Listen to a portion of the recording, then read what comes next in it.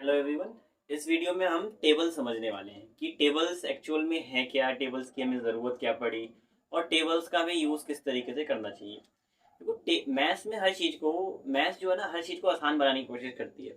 अगर कोई कोई सिचुएशन, कोई कॉम्प्लिकेटेड सिचुएशन अगर सामने आती है तो उस सिचुएशन को सिंप्लीफाई करने की कोशिश करती है और चीज़ों को जल्दी से जल्दी करने की कोशिश करती है। ऐसे टेबल्स जो है चीज़ों को जल्दी से करने का तरीका है।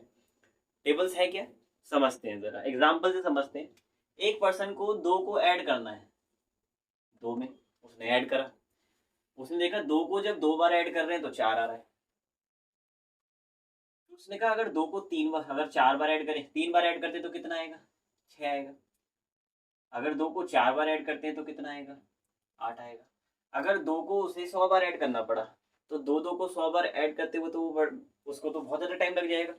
अभी आपको छोटी संख्या लग रही है। अगर ऐसे ही उसे सात को ऐड करना होता, सात को 8 बार ऐड करना होता, सात को 15 बार, 20 बार, 99 बार, तो आपको भी देखने में ऐसा लगेगा कितनी आसान सी सिचुएशन है, मल्टीप्लाई कर लेगा ना, इसमें क्या दिक्कत है। लेकिन मल्टीप्लाई करने का कॉन्सेप्ट तो तब लागू होगा ना जब उसे टेबल्स आते हैं। टेबल्स बेसिक 10 तक टेबल्स आते हैं।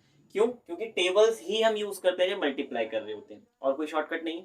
तो टेबल्स क्या करते हैं, टेबल्स हमारी मल्टीप्लीकेशन में हेल्प करते हैं। मल्टीप्लीकेशन हमारी एक्चुअल में हेल्प किसमें कर रही है, चीजों को जल्दी से काउंट करने में।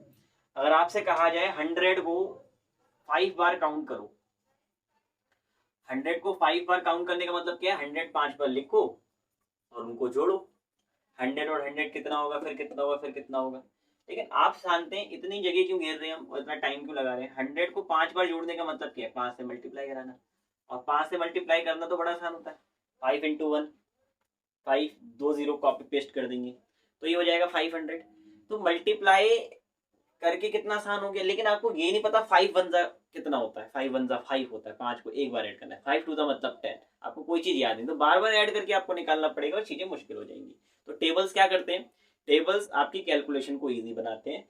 अगर बहुत लंबी आपको एडिशन करनी है और एडिशन में रिपीटेशन हो रही है, बहुत सारी संख्याएं रिपीट हो रही है, 7 + 7 + 8 + 9 + 9 + 8 + 2, तो इसमें आप काउंट कर सकते हैं 8 कितनी बार आ रहा है। और टेबल्स अगर आपको याद है तो आप आसानी से लिख सकते हैं। तो टेबल्स का कॉन्सेप्ट समझ आ रहा है। टेबल्स मतलब एडिशन। एडिशन किस में हेल्प करती है, जल्दी से मल्टीप्लीकेशन करने में या फिर जल्दी से डिवीजन करने में। तो टेबल का सिंपल सा कॉन्सेप्ट है एडिशन। और इस एडिशन का यूज हम किस में करते हैं, मल्टीप्लीकेशन और डिवीजन में। तो एटलीस्ट आपको 10 तक टेबल तो रटे हुए होने चाहिए। क्यों रटे होने चाहिए, ताकि हम मल्टीप्लीकेशन आसानी से कर पाए। अगर आपको मल्टीप्लाई करानी है 13 की 3 से, तो 13 3 से जनरली आपको पता होता है, लेकिन नहीं पता 3 का टेबल आता है तो मल्टीप्लाई करने तो आता है ना आपको। और मल्टीप्लाई करने का मतलब 3 का टेबल आना जरूरी है मल्टीप्लाई करने के लिए। आपको पता ही नहीं है 3 3 का क्या होता है, 3 9 का क्या होता है, ये होता ही क्या नहीं पता, तो आप कैसे मल्टीप्लाई कर पाएंगे। तो कम से कम 10 तक बेसिक टेबल्स आपको याद होने चाहिए। उसके बाद आप मल्टीप्लीकेशन डिवीजन बहुत आसानी से कर सकते हैं। और टेबल का सिंपल सा कॉन्सेप्ट मैं रिपीट करूंगा, एडिशन है। तो अब हम जल्दी से समझते हैं कि हम एडिशन की हेल्प से टेबल्स कैसे पता कर सकते हैं जल्दी से जल्दी। ओके, बहुत सिंपल सा कॉन्सेप्ट है। आपको जनरली टेबल का स्टार्टिंग पता होती है कि अगर मुझे 13 का टेबल सुनाना है तो मुझे पता है 13 × 13 होता है। अगर मुझसे कोई पूछता है 13 × कितना होता है तो आपको पता होता है 13 क्या होता है। और जनरली सभी को पता होता है 13 10 क्या होता है। 13 को 10 बार ऐड करेंगे तो कितना आएगा, 13 को एक बार ऐड करेंगे तो कितना आएगा, जनरली पता होता है। आपको बस अब एक चीज और ऐड कर लेनी है, आपको ये याद रखने की कोशिश करनी है, अगर बड़े बड़े टेबल्स आपको जल्दी से कैलकुलेट करने हैं दिमाग के अंदर ही, कि इनके बीच में इनके बीच में जो 13 5 आता है वो क्या होगा। तो आपको ये बात याद रखना और शुरू करना है कि 13 5 क्या होता है। अब 13 5 आपको पता है 65 होता है। 13 7 पूछ लिया किसी ने, क्या पूछ लिया, 13 7 क्या होता है। तो 65 में 13 ऐड करना है। 65 + 3 कितना होता है, 68, 5 6 7 8 और 10 जंप कर जाओ फिर। 68 से 10 जंप करेंगे तो क्या आएगा, 78। फिर 13 ऐड करना है। 78 में 13 ऐड करेंगे तो कैसे करेंगे, 78 79 70 80 81। फिर 10 जंप कर जाओ, 91। तो 70 13 7 का क्या होता है, 91 होता है। तो आप एडिशन के जरिए कैलकुलेशन फास्ट कर सकते हैं। बट आपको बीच का स्टॉप याद होना चाहिए। क्या 13 5 क्या होता है, 13 5 65 होता है। आप कहेंगे ये भी याद क्यों रखे, बीच का भी स्टॉप क्यों याद रखे।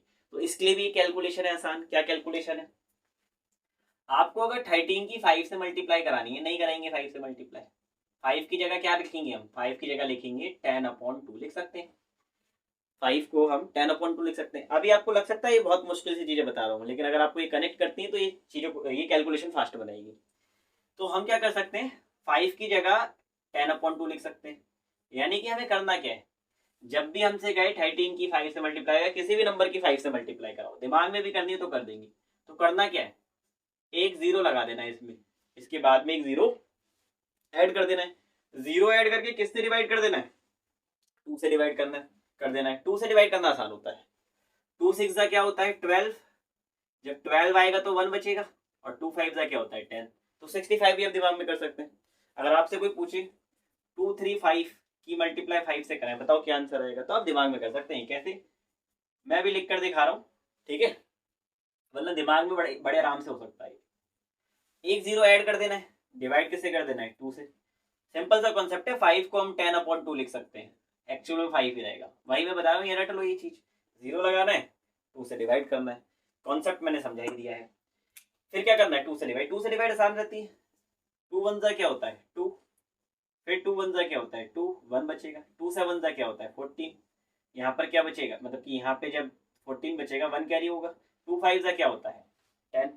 तो 2 से मल्टीप्लाई करना आसान है, किसी की भी कर सकते हैं। अब 19 5 पूछा जाए तो 1 9 0 लगा देना है। 2 9 क्या होता है, 2 9 18 होता है, जबकि लिखा क्या है 190, 1 बचेगा। 2 5 क्या होता है 10 होता है। तो आप बीच में पहुंच जाएंगे, हमेशा हमेशा कहाँ पहुंच जाएंगे, बीच में पहुंच जाएंगे किसी भी टेबल के, यानी कि 5 बार ऐड करके क्या आएगा आप बता सकते हैं। अब आपसे किसी ने भी पूछा बताओ 19 6 क्या होता है, क्या पूछा किसी ने, 19 6 क्या होता है। अभी आप एक लंबा मेथड यूज करते हैं, और वो लंबा मेथड क्या है, आप पहले 19 1 19 2 19 3 19 4 पहुंचते हैं, 5 पहुंचते हैं, 6 पहुंचते हैं, उतने में आप ढेर हो जाते हैं। इतना दूर क्यों जा रहे हो, आपको क्या करना है 19 5 दिमाग में कैलकुलेट करना है, 190 का हाफ करना है। 190 का हाफ करेंगे तो कितना आएगा 95, अभी हमने देखा। अब इसमें 19 ऐड कर देना है, 95 में 19 ऐड करना है। और इसका भी तरीका मैंने आपको एडिशन वाली वीडियो में बताया था, एडिशन की फर्स्ट वीडियो में। आपको करना क्या है, 95 तरीके ढूंढने हैं। 19 से ज्यादा आसान ऐड करना आपको 20 में लगता है, एक ज्यादा ऐड कर देते बाद में घटा देंगे। अब 95 से 10 आगे जाओ, क्या पहुंचोगे 105।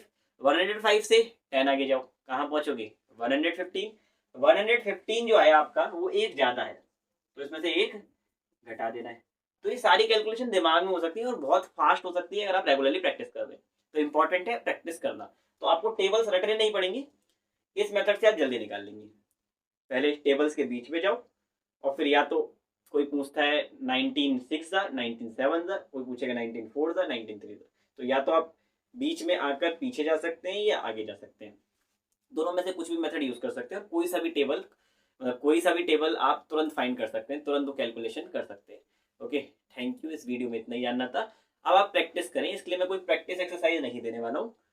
और आपको बस अब जब भी आपके सामने टेबल्स आए तो आपको सोचना है, रुकना है। अच्छा, पहले 5 बीच में जाना है, यानी 5 टाइम्स देखना है, फिर कितना, फिर ऐड करते करते आगे बढ़ना है, या पीछे पूछ रहा है मतलब कि 19 4 पूछ रहा है तो माइनस करके पीछे जाना है। और पीछे और आगे जाने के लिए वो कॉन्सेप्ट याद रखना है जो मैंने बताया। आसान बनाने की चीजें, आसान बनाने की कोशिश करो, चीज़ों को और ज़्यादा अलग अलग वेज में देखने की कोशिश करो। स्टार्टिंग में डेफिनेटली टाइम लगेगा, लेकिन धीरे धीरे आपको आदत हो जाएगी। Thank you.